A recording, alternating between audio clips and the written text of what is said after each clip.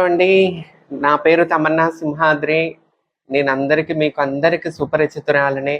2019లో నేను మంగళగిరి కాన్స్టిట్యున్సీలో స్వతంత్ర అభ్యర్థిగా ఎమ్మెల్యేగా పోటీ చేశాను. అంటే నేను కూడా ప్రజల్లోకి రావాలి, ప్రజాసేవ చేయాలని చెప్పి ఎంతో తపనతో ముందుకొస్తున్నప్పుడు నన్ను రామచంద్ర యాదవ్ గారు గుర్తించి నేను 2019 నుంచి మన పాలిటిక్స్లోకి రావటం జరిగింది. కానీ నేను జనసేన పార్టీ చాలా సపోర్ట్ చేశాను. జనసేన పార్టీ నుంచి నాకు ఫోన్ కాల్ వస్తుంది, ఎమ్మెల్యే టికెట్ వస్తుంది, మార్పు కోసం అని మన పవన్ కళ్యాణ్ అన్నగారు అనటం వల్ల ఆయన నాలాంటి వాళ్ళని గుర్తించి నన్ను చట్టసభలకు తీసుకెళ్తారని ఒక ఆశతో ఎదురు చూశాను. 2019లో నేను మన జనసేన పార్టీ ఆఫీసు కార్యాలయంలో ఎవరికైతే ఎమ్మెల్యే ఎంపీ ఇంట్రెస్ట్ ఉన్న వాళ్ళు ఒక అప్లికేషన్ ఫామ్ పెట్టుకోమన్నప్పుడు నేను పెట్టుకోవటం జరిగింది. అప్పుడే ఆశించాను, అప్పుడే నిరాశ మిగిలింది. అలాగే 2024లో మళ్ళీ చట్టసభలకు ఎలాగైనా నేను వెళ్ళాలి, ముందుకు రావాలి, ప్రజాసేవ మీద నాకున్న ఇష్టంతో నేను ముందుకు వస్తున్నప్పుడు మళ్ళీ 2024లో కూడా నాకు నిరాశ మిగిలింది. కానీ మార్పు అని చెప్పి మాకందరికి అన్యాయమే జరిగింది. కానీ రామచంద్ర యాదవ్ గారు లాంటి వారు ముందుకు రావటం, ఆయన పార్టీ బీసీవైపీ భారతీయ చైతన్య యువజన పార్టీ నన్ను గుర్తించటం, నా పని గుర్తించటం, నా లాంటి వాళ్ళని చట్టసభలకు తీసుకురావాలని చెప్పి బీసీవైపీ పార్టీ తరఫున రామచంద్ర యాదవ్ గారు నాకు పార్టీ టికెట్ ఇవ్వటం జరిగిందండి. సో పార్టీ టికెట్ పిఠాపురంని ఎందుకు ఎన్నుకోవటం జరిగిందంటే, పిఠాపురంలో ఏదైతే మన పవన్ కళ్యాణ్ గారు కాపు సామాజిక వర్గం ఎక్కువ ఉన్నది అని చెప్పి పిఠాపురానికి ఎలా వచ్చారు, అదే విధంగా నేను కాపు బిడ్డని కాబట్టి, నేను కాపు సామాజిక వర్గానికి సంబంధించిన దాన్ని కాబట్టి వంగవీటి మోహన్ రంగా గారి పేరు కృష్ణా జిల్లాకి జగన్మోహన్ రెడ్డి గారు నందమూరి జిల్లాగా అన్నప్పుడు కృష్ణా జిల్లా పేరు మారిస్తే వంగవీటి జిల్లాగా వంగవీటి మోహన్ రంగా గారి జిల్లాగా పేరు పెట్టాలని చెప్పి వంగవీటి మోహన్ రంగా గారి విగ్రహం దగ్గర నేను ఉద్యమం చేసిన దాన్ని, రంగా గారి ఉద్యమకరాలని. సో అన్ని రకాలుగా నేను ఎలిజిబుల్ కాబట్టి నేను పిఠాపురానికి రావటం జరిగింది. మా మేనిఫెస్టో ఉంది, మా బీసీవైపీ రామచంద్రరావు గారి పార్టీ మేనిఫెస్టో ఉంది. ఆ మేనిఫెస్టోని మేము పబ్లిక్ లో తీసుకెళ్ళి కొత్త ప్రజాస్వామ్యంలో మార్పు కోసం రామచంద్ర యాదవ్ గారు రావాలనుకుంటున్నారు. సో ఆయన ఆశయాలను మేము ప్రజల్లోకి తీసుకెళ్ళటానికి కృషి చేస్తాం.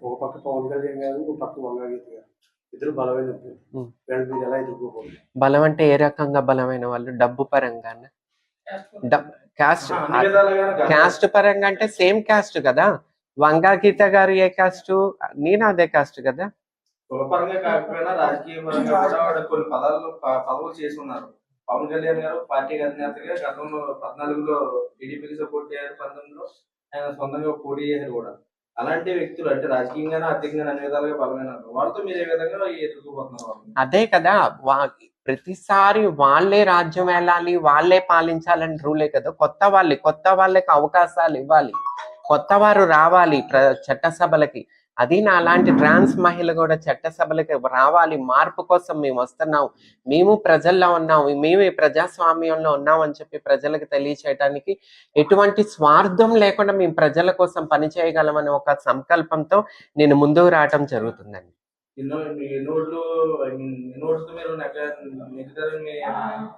ఎన్ని ఓట్లు అంటే నెగ్గటానికే ప్రతి ఒక్కరు ఎవరైనా రాజకీయంగా వస్తున్నారు, రాజకీయాల్లోకి వస్తున్నారంటే ప్రతి ఒక్కరికి ఒకే ఆశ ఉంటుందండి, చట్టసభలకు వెళ్ళాలని చెప్పేసి.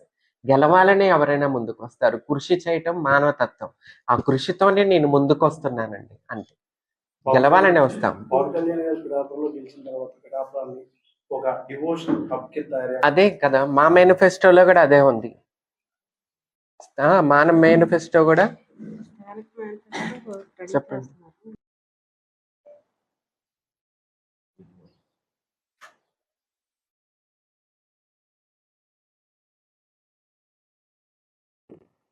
మమ్మీ ఇద్దరు అండి.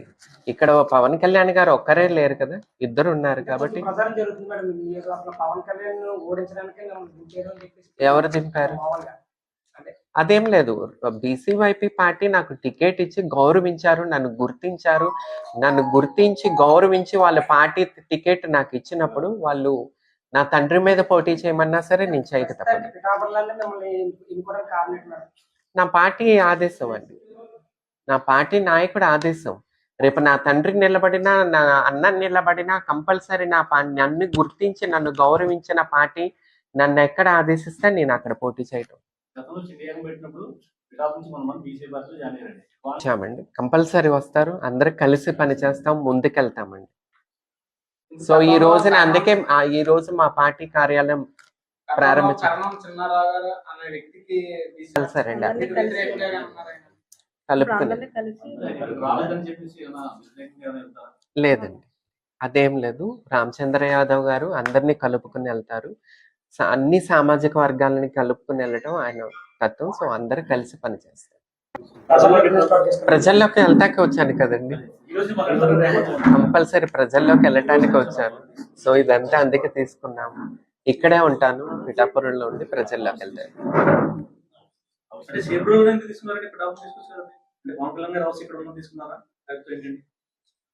అదేం లేదండి, అదేం లేదు, మాకు అనుకూలంగా ఉంటదని తీసుకున్నాం. నాది విజయవాడ అండి. మంగళగిరిలో పోటీ చేశాను. ఏంటండి అలా ఏముంది? నేను కాదా, నేను తెలియదా మీకు? మార్పు మార్పు మార్పు అని చెప్పి స్వార్థపూర రాజకీయాలు చేసే వాళ్ళని చెక్ పెట్టాలంటే నా లాంటి వాళ్ళు ముందుకు రావాలి. ఏంటిది ఏంటిది? అంటే ఒక కులాన్ని కొట్టుకుని ముందుకు వెళ్తారా? ఇప్పుడు పిఠాపురాన్నే కాపు నియోజకవర్గంగా పబ్లిసిటీ అవుతున్నారు. మీ పోటీలు అన్ని కులాలని కలుపుకొని వెళ్తారా, లేదంటే మీరు కూడా కాపు? అన్ని కులాలు, అన్ని కుల మతాల వాళ్ళు నన్ను సపోర్ట్ చేస్తేనే నేను ముందుకెళ్ళను. ఒక్క కాపు కమ్యూనిటీయే సపోర్ట్ చేస్తే నేను ఎక్కడి దాకా వెళ్ళగలను చెప్పండి? అదేం లేదు, నేను కాపు లేదు లేదు లేదు, అన్ని సామాజిక వర్గాలను తీసుకుని ముందుకెళ్ళటానికి. థ్యాంక్ యూ అండి.